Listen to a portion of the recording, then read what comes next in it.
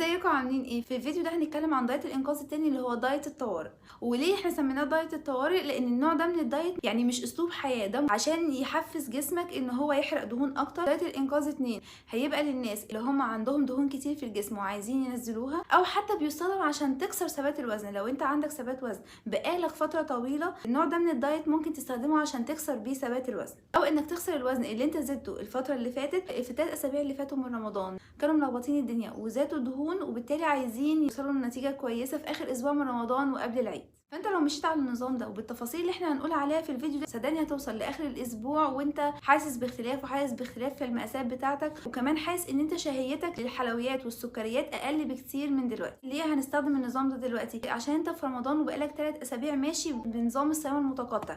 رمضان بيعتبر زيه زي الصيام المتقطع بالظبط، اللي هو صيام 16 ساعه وفطار 8 ساعات، فهو شبهه بالظبط. فانت اوريدي جسمك متعود دلوقتي على الصيام، قادر ان هو يستغنى عن الاكل لفترات طويله. فدايت الانقاذ 2 هيكون مناسب جدا ليك لان انت اوريدي متعود على الصيام. قبل ما نكمل كده النظام، خلينا نعرف النوع ده من الدايت ما ينفعش لمين. يعني نظام الانقاذ 2 ده مين من الناس اللي ما ينفعش معاهم؟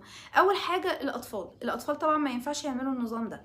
تاني حاجه السيدات اللي بيرضعوا او الحوامل ما ينفعش ابدا ان هم يمشوا على نظام الانقاذ التاني. تالت حاجه مرضى السكر النوع الاول اللي هم الناس اللي بياخدوا انسولين ما ينفعش برضو ان هم يمشوا على النوع ده من الدايت. رابع حاجه الناس اللي عندهم بنج ايتنج، اللي هم الناس اللي عندهم اضطرابات في الاكل، يعني الصيام لفتره طويله ممكن يخليهم يعكوا في الاكل اكتر او يجوعوا اكتر ويجي لهم شراهه في الاكل. فبلاش احسن. يعني انت لو هيحصل لك شراهه في الاكل وهتلاقي نفسك بتاكل كميه كبيره جدا من الاكل وبتاكل الاخضر واليابس قدامك زي ما بيقولوا، لا ما تمشيش على النوع ده من الدايت. الدايت نفسه الاسبوع ده هيبقى عباره عن ايه وهنمشيه ازاي مع بعض؟ هيبقى عباره عن نوعين دايت هيكونوا ميكس مع بعض. في يوم هيبقى نوع معين من الدايت، وفي اليوم اللي بعديه هيكون نوع تاني من الدايت. النوع الاولاني هتاكل وجبه واحده بس في اليوم وبعد كده ترجع تصوم تاني. اليوم اللي بعده هتاكل وجبتين بس، اللي هي وجبه الفطار ووجبه السحور. طب خلينا نشوف النوع الاول اللي هو صيام الوجبه الواحده، وهو برده نوع من الصيام المتقطع بنسميه الأوماد دايت. ايه هو الأوماد دايت؟ هو عباره عن انك بتصوم حوالي من 20 ل 21 ساعه. ايوه، يعني اعمل ايه برضو؟ يعني انت بتكسر صيامك على وجبه بيكون فيها معظم العناصر الغذائيه بتاعتك، تاخده من حوالي من 2 ل3 ساعات، وبعد كده بتوقف اكل وترجع تصوم مره تانية لحد تاني يوم.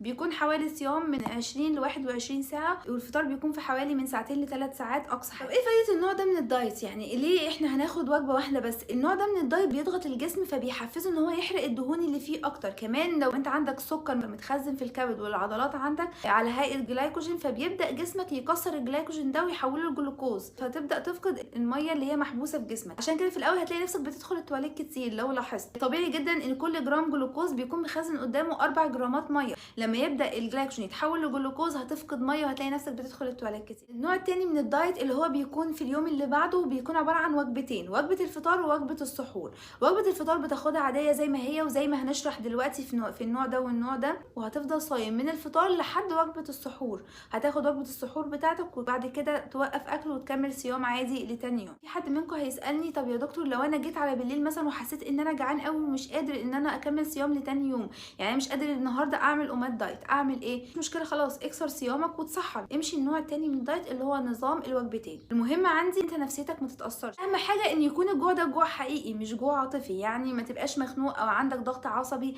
او مثلا هتاكل حاجه بسيطه وتقولي اكسر الصيام.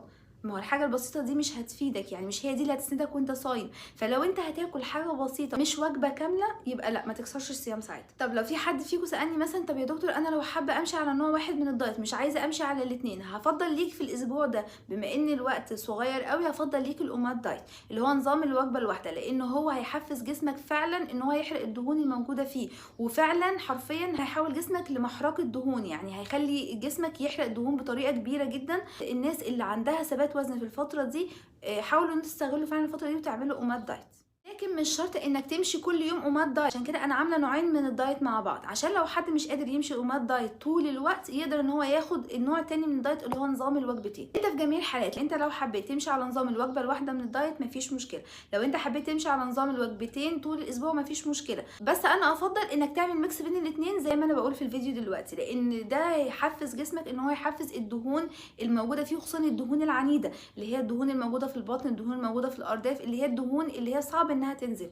النوع ده من الدايت هيحفزها قوي. طبعا احنا لسه هنشرح كل نظام لوحده، بس احنا بنقول الاساسيات الاول. بالنسبه طيب للرياضه، وانت في اليوم اللي ماشي فيه على نظام الاومات دايت او الوجبه الواحده، لازم تعمل رياضه قبل ما تبدا اكل. يعني اعمل رياضه قبل الفطار بساعه مثلا، اعمل رياضه يكون مشي مثلا متوسط الشده، او يكون تمرين الهيت. تمرين الهيت بيكون عباره عن ميكس ما بين تمارين متوسطه الشده وتمارين مرتفعه الشده، اللي هي التمارين اللي بتزود معدل ضربات القلب لدرجه ان انت هتحس بضربات قلبك في ودنك، دي اسمها تمارين الهيت. خلي التمرينه دي تكون قبل الفطار بساعه بحيث ان انت تخلصها وتفطر على طول. في نظام الوجبتين، لو انت حابب انك تتمرن قبل الفطار بساعه مفيش مشكله، وانا ارجح ده دلوقتي، خصوصا ان انت في اخر اسبوع من رمضان وعايز تحقق نتيجه كويسه على اخر الاسبوع، فافضل انك تتمرن قبل الفطار بساعه. طيب لو انت مش قادر تتمرن قبل الفطار بساعه، اتمرن بعد الفطار بساعتين او 3 ساعات. لو حد مثلا قال لي طب يا دكتور انا مش هقدر اتمرن ساعه قبل الفطار، ساعه بالنسبه لي كتير قوي قبل الفطار، وانا اساسا هكون تعبان ومفرهد وصايم بقالي 20 ساعه او 21 ساعه وممكن ما اقدرش العب الرياضه دي. طيب اعمل ايه؟ هقول لك اتمرن على قد ما تقدر، يعني على قد ما قدرتك تجيبك اتمرن. حابب تتمرن ربع ساعه اوكي، حابب تتمرن نص ساعه اوكي، قدرت تتمرن الساعه مفيش اي مشكله. المهم انك تتمرن، المهم انك تحرك جسمك، المهم بالنسبه لي ان يبقى في حركه، لان الحركه دي هتساعدك في حرق الدهون مع طبعا النظام اللي هنقول عليه.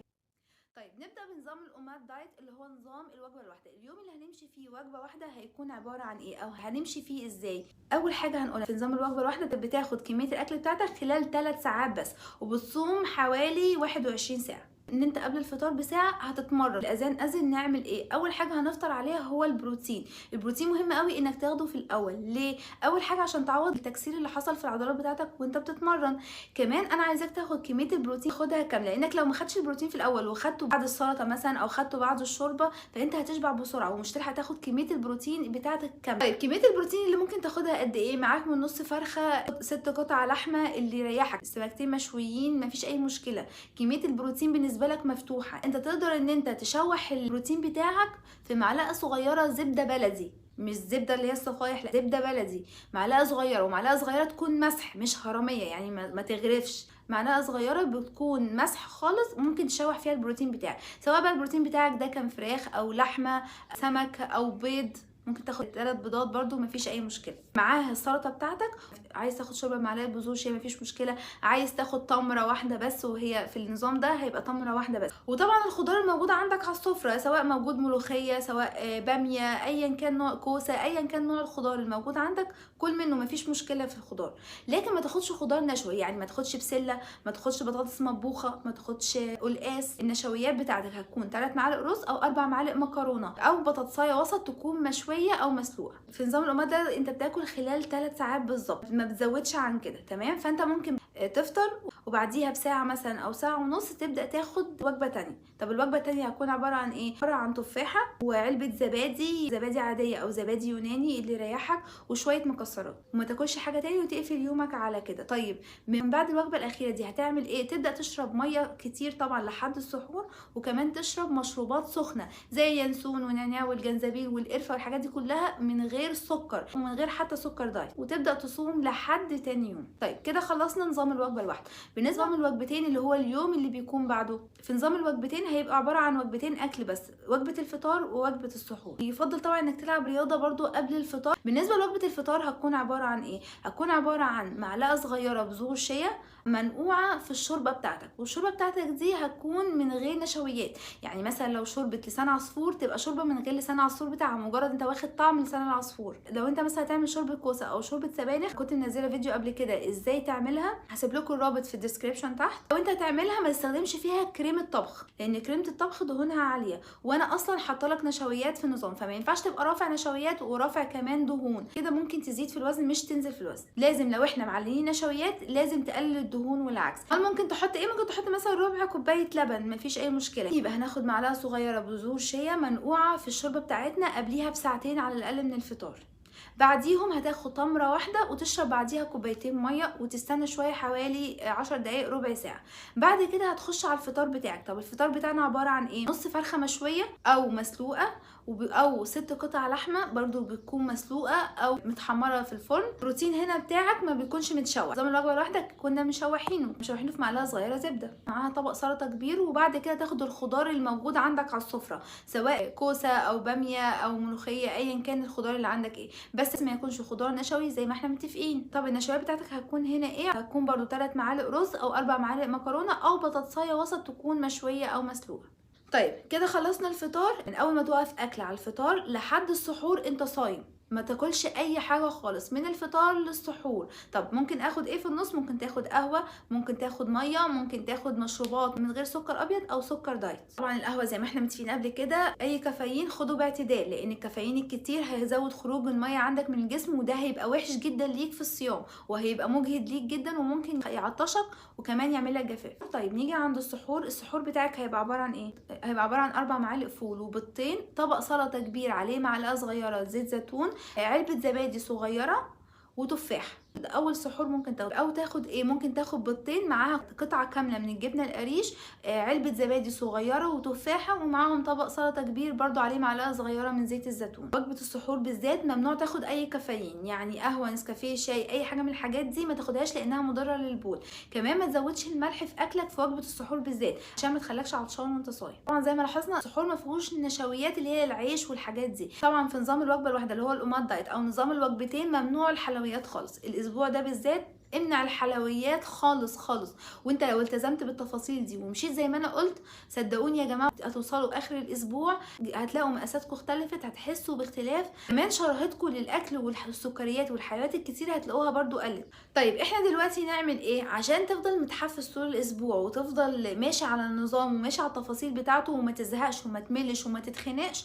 هات دلوقتي ورقه وقلم، وانت بتسمعني كده هات دلوقتي ورقه وقلم واكتب ايام الاسبوع كلها، واكتب الدايت بتاعك، واكتب التفاصيل اللي انت عايزها ونظام الرياضه اللي انت عايزه او اللي انت ماشي عليه. وكل يوم بعد ما تخلص الفطار بتاعك وبعد ما تخلص نظام الرياضه اعمل زي اكس على اليوم اللي انت خلصت فيه، هتلاقي نفسك متحفز. يعني انت كل يوم هيعدي وانت ملتزم فيه هتلاقي نفسك متحفز لليوم اللي بعده وهكذا لحد اخر الاسبوع. طبعا كل يوم بيعدي انت بتعمل عليه اكس، فانت بتتحفز وبتتشجع كمان لليوم اللي بعده ان انت تبقى قادر تكمل فيه. صدقوني دلوقتي هو احسن وقت تقدر تمشي فيه على النوع ده من الدايت اللي هو دايت الانقاذ 2، لان انت اصلا بتصوم، يعني انت اساسا بتصوم، فانت جسمك متقبل فكره الصيام واخد عليها خلاص بقاله 3 اسابيع، فمفيش اي مشكله ومش هتحس بمجهود كبير، بس جسمك هيحس بالفرق ده ويحرق حرفيا الدهون الموجوده في الجسم، خصوصا الدهون العنيده عندك. ما ننسوش تعملوا لايك وشير للفيديو، ولو عجبكم الفيديو ما ننسوش تعملوا اشتراك في القناه. لو في اي سؤال اكتبوا لي في الكومنتس تحت.